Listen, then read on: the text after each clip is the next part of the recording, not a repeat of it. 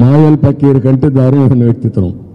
ఏ విషయంలో ఎప్పుడు వస్తాడో తెలియదు, వచ్చి ఏం చేస్తాడో తెలియదు, ఎవరిని నాశనం చేస్తాడో తెలియదు, ఎవరి మీద చేయబెడతాడో తెలియదు, ఎవరిని శవంగా మారుస్తాడో మనకు తెలియదు. అలాంటి దుర్మార్గుడు ఇతను. కాబట్టి ఇది గుర్తుపెట్టుకోమని కోరుతున్నా. ఇప్పుడు కూడా నేను సవాల్ విసురుతున్న ఈ పార్టీకి, మేము ఇచ్చింది 18,000 తెలుగుదేశం పెన్షనర్స్లో, మీరిచ్చింది 12,000. అన్ని గవర్నమెంట్లు కలిపి మీకు మాట్లాడే అర్హత లేదు. పెన్షన్స్ అంటే పేటెంట్ హక్కు తెలుగుదేశం పార్టీది. ప్రారంభించింది తెలుగుదేశం పార్టీ, మళ్ళీ 4,000 రూపాయలు ఇవ్వబోయే తెలుగుదేశం పార్టీ. ఇది స్ట్రైటన్ చేయడానికి మిమ్మల్ని అందరినీ పిలిచాం.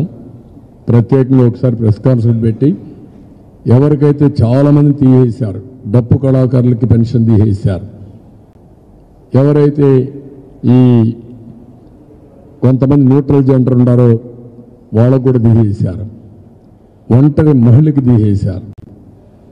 నేను ఒంటరి మహిళకు కూడా పింఛన్ ఇచ్చాం. ఇలాంటి అన్ని తీస్తే అన్ని తీసేసే పరిస్థితికి వచ్చారు. ఏదేమైనా మళ్ళీ మంచి రోజులు వస్తాయి. ప్రతి ఒక్క పెద్దవాళ్ళకి అందరికీ, అవ్వాతాతకి, అక్క చెల్లికి, లేకపోతే తండ్రికి, పెద్దలందరికీ విజ్ఞప్తి చేస్తున్నా, మీ ఇంటికి పెద్ద కొడుకుగా ఉంటానని చెప్పా. మళ్ళీ హామీ ఇస్తున్నా, పెద్ద కొడుకుగా ఉంటా. నేరుగా మీ ఇంటి దగ్గరనే మీకు పింఛన్ ఇచ్చే ఏర్పాటు చేస్తా. అదే కాదు, అన్నా క్యాంటీన్లు పెడతాం. 500 రూపాయలతో భోజనం చేసి వచ్చిన డబ్బులతో ఆరోగ్య ఖర్చులు పెట్టుకొని 10 రూపాయలు ఆదా చేస్తే మీ ఇంట్లో మీకు గౌరవం వస్తుంది. అదే చెప్పా ఆ రోజు. నేను 2,000 రూపాయలు ఇచ్చాను. 5,000 రూపాయలు అన్నా క్యాంటీన్లో 3 పూటలు భోజనం చేస్తే 450.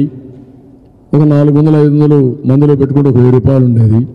మనవాళ్ళకో మనవరాళ్ళకో జాకెట్లు ఇచ్చేవాళ్ళు, ఇలాంటి వాళ్ళ ఖర్చులకు ఇచ్చేవాళ్ళు. వాళ్ళు కూడా ఆప్యాయంగా చూసుకునేవాళ్ళు. కోడలు కూడా వీళ్ళు జాగ్రత్తగా చూసుకునేది. ఆవిడ మన మీద ఆధారపడదు, మనం ఆవిడపైన ఆధారపడాలనే పరిస్థితి తీసుకొచ్చింది తెలుగుదేశం పార్టీ. ఆ విషయం గుర్తుపెట్టుకోవాలి. ముసలి వాళ్ళు అనేవాళ్ళు భారం కాదు. సమాజానికి సేవ చేశారు, కుటుంబానికి సేవ చేశారు. అలాంటి వారిని అన్ని విధాలా ఆదుకోవడం మన బాధ్యత నిరూపించిన పార్టీ తెలుగుదేశం పార్టీ. అది గుర్తుపెట్టుకోమని హెచ్చరిస్తున్నాం.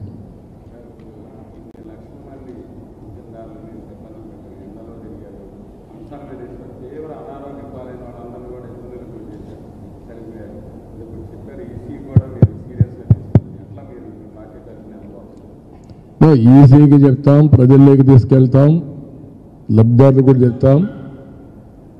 తప్పకుండా డెస్టినీ ఒకటి ఉంటుంది, మీరు గుర్తుపెట్టుకోవాలి.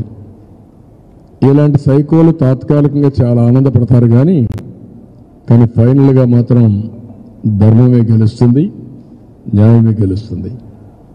ఇటువంటి తప్పుడు చేసేవాడిని, తప్పుడు పనులు చేసిన వాడిని సమాజం ఎట్టి పరిస్థితులు ఉపేక్షించదు, క్షమించదు.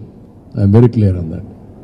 కానీ ఈ ప్రాసెస్లో బకాసుని చూసాం, రావణాసుని చూసాం, దుర్యోధను చూసాం, లేకపోతే చరిత్రలో చాలామంది రాక్షసులు చూసాం. వాళ్ళు ఇట్నే విర్రవీగారు, ఇష్టానుసారంగా చేశారు, మబ్బు పెట్టారు. వాళ్లకు మనం చూసిన చరిత్ర చూస్తే వాళ్ళు కూడా తపస్సులు చేసి కొన్ని వరాలు తీసుకొని తర్వాత ఏ విధంగా ఆ వరాలని చేశారో మనమే చూసాం. భస్మాసుడు ఏం చేశాడో చూసాం. వరం ఇచ్చిన శివుడి మీదే భస్మాసుడు హస్తం ప్రయోగించే పరిస్థితికి వచ్చాడు. వీడు అంతే, ఏం కాదు.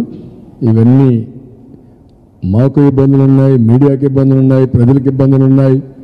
అందరినీ ఇబ్బందులు పెట్టి అందరినీ సర్వనాశనం చేసి ఒకే వ్యక్తి బాగుపడాలనుకున్నాడు.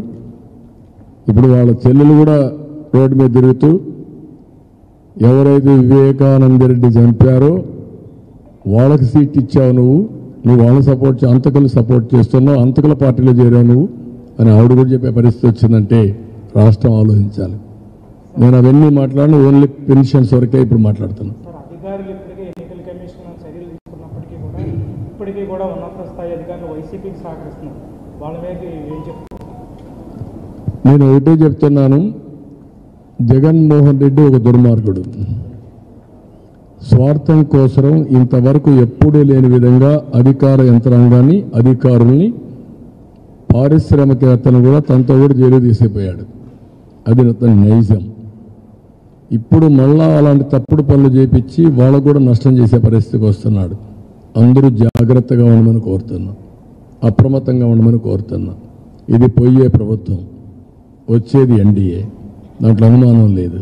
కానీ తప్పుడు పనులు చేసి అనవసరంగా ఇరుక్కోవద్దండి, ఇరుక్కొని లేనిపోని బాధపడద్దండి. వాలంటీర్స్ కూడా అడ్వైజ్ చేస్తున్నా, వాళ్ళు చేయమంటారు.